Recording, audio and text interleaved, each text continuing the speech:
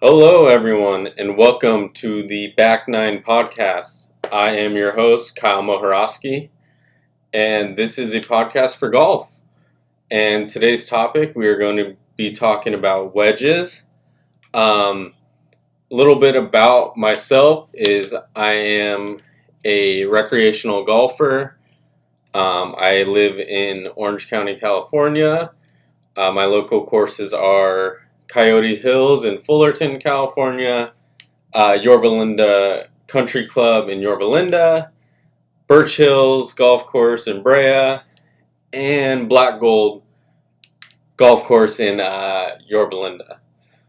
So, a few things about this podcast is we are going to be talking about golf and all things golf equipment and golf lifestyle brands. As you can see, I'm wearing a Palm Company golf hat. They're just a company here in California out of Huntington Beach, and they're a pretty cool lifestyle brand. I would definitely recommend you check them out for hats, shirts. They got a bunch of cool gloves. Every Friday they do a free glove Friday on their Instagram. So that's at Palm Golf.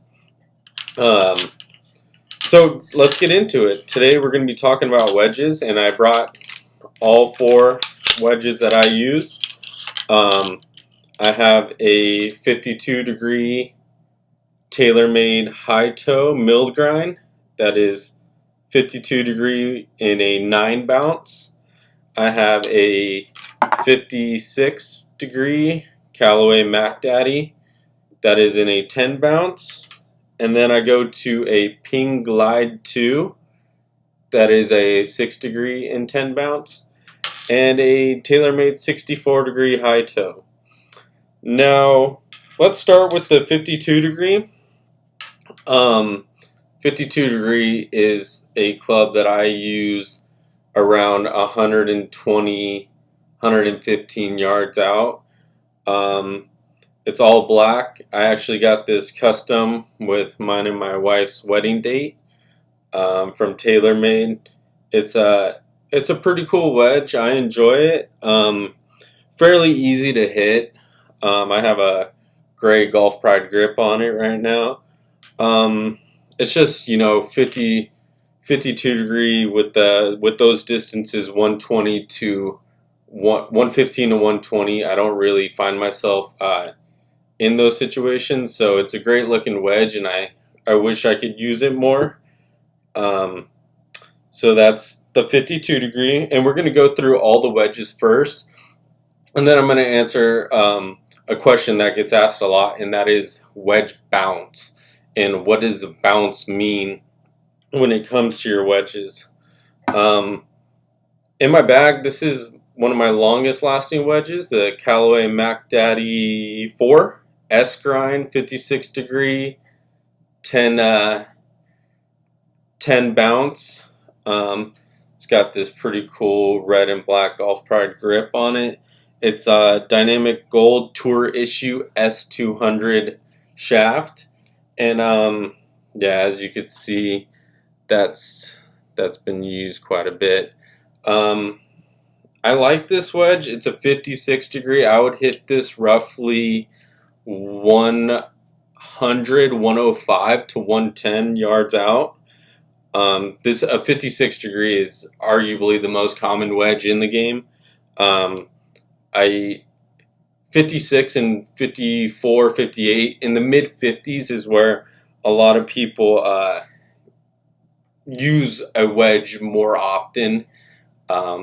Like I said, around the 100-yard range.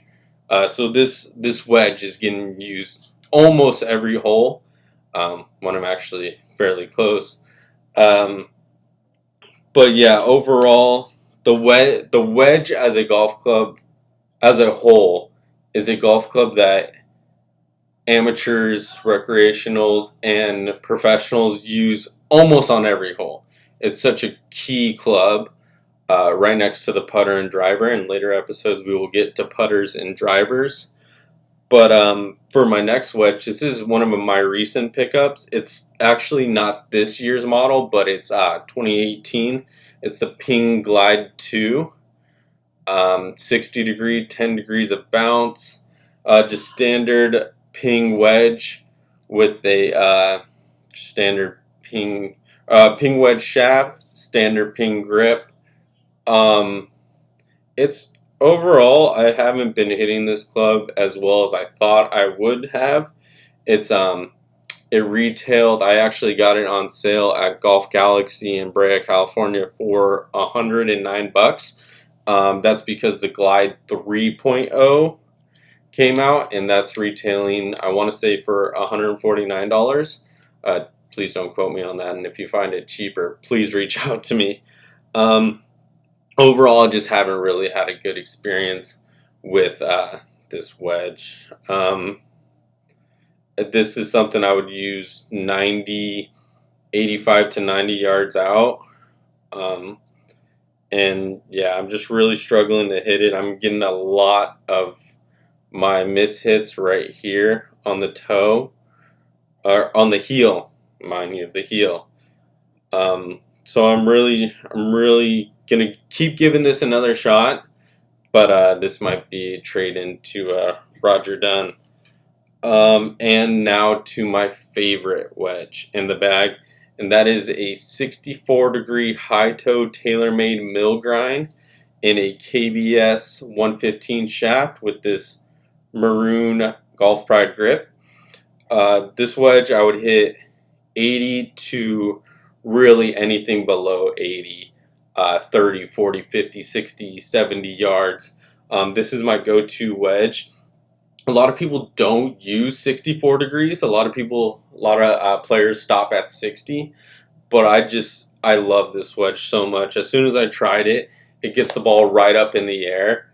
In the sand, I'm in the sand quite a bit. In the sand, this wedge is great. It's such a big face, and you can just open that thing wide and scoop the ball right out of the sand. I'm losing a little bit of grind on my wedge face. My grooves are going away a little bit, so it might be time to reload on the high toe. Though there is a new Bigfoot high toe wedge from TaylorMade that just released in 2019, as long as their mill grind 2 wedges. And now the mill grind 2 wedges, actually, they get rusty, so they're raw. They're called the mill grind 2 raw, and they get rusty, and they rust right here on the face. As soon as you tear off the little sticker, so in stores they will not rust, but once you tear off that sticker and water hits it, it will, and it's supposed to cause more spin. And a lot of players, as I might say, we're all looking for spin, mostly because it looks cool, but it also helps around the greens. Now, I have all these wedges in the bounce around 9 and 10, which is a standard bounce. When you go into the stores, you will see different bounces. And I got some information from the not from the podcast, from the Titleist website. That is Bob Vokey Wedges. Bob Vokey is a wedge designer for the brand Titleist. He arguably designs the best wedge in the market. I don't have any Titleist Vokey wedges. I used to use them. They're on SM7 now. I used an SM5 and 6, and they were good wedges. I wanted to try other brands, and I got a little diversity bag right now. However, so when it comes to bounces and a low bounce wedge, low bounce would be 4 to 6, and that is for firm conditions. So if you're playing on the West Coast, maybe in the Texas area, Arizona, the courses that are dried out are going to be really firm. So this will help the sweeping player, someone who doesn't create such a big divot and just sweeps through the ball. This will help when you have a low bounce make a little more crispy contact. Next is the mid, and the mid wedges are firm to normal conditions, and they're versatile to all players. Now, I have the 9 and the 52. I got the 10 and the Callaway Mac Daddy, and I got the 10 and the Ping. So I use these because I chose these bounces because you really never know what kind of condition you're going to play in. You could play early morning rounds here in California, and the conditions are really soft. You can play in the afternoon, and they get really dry. I just wanted something where I didn't have to choose what condition I was playing in, and I just was able to just grab it out of my bag and get ready to go. So that's why I chose 10 degrees, but if you're the advanced player and you're looking for something that will definitely help you with your bounces, I would definitely recommend getting fitted by a club pro or at your local golf shop and get the right bounces. Now, the high bounces are 10 degrees plus, and these are for soft lies, bunkers, and deep divots. If you're taking a deep divot out of the ground after you swing, you might want a higher bounce, and the higher bounce will it'll help you get that ball airborne. Soft lies and bunkers, really, you never know how often you're going to be in a bunker. If you're in a bunker almost every hole, then maybe the high bounce is for you. But we as golfers, we try not to be. But yeah, overall, the importance of wedges is just, it's so crucial whether you're around the green or 100 and 125 yards out. You're going to be using wedges quite a bit. From personal use, I've used Titleist wedges, Ping wedges, Callaway wedges, Cobra wedge, a Cobra 51 degree gap wedge. I've used that. I think there's really nothing compares to TaylorMade at the moment. Callaway, this is their Mac Daddy 4. They actually just came out this past week with the Callaway Mac Daddy 5 Jaws. That's they're calling it the Jaws now. Callaway's good, but I would recommend the TaylorMades in my personal opinion. I'm thinking I'm leaning towards a milled grind 2 with the raw face for replacing these 56s. This 56 actually. And honestly, one of the best things you can do as a golfer is just, I would go to Roger Dunn Golf Shops if there's one around you, and I would try different wedges and just hit. They have a little simulation machine there. They have a simulation machine at Golf Galaxy. And I would I would go and hit wedges and just see which ones you liked. Feel is quite important when it comes to wedges. I'm not necessarily on. I don't really gear my wedges more towards feel. I just want them crispy. I want them right when I hit it to just get the ball in the air, and that's why I like this TaylorMade high toe so much.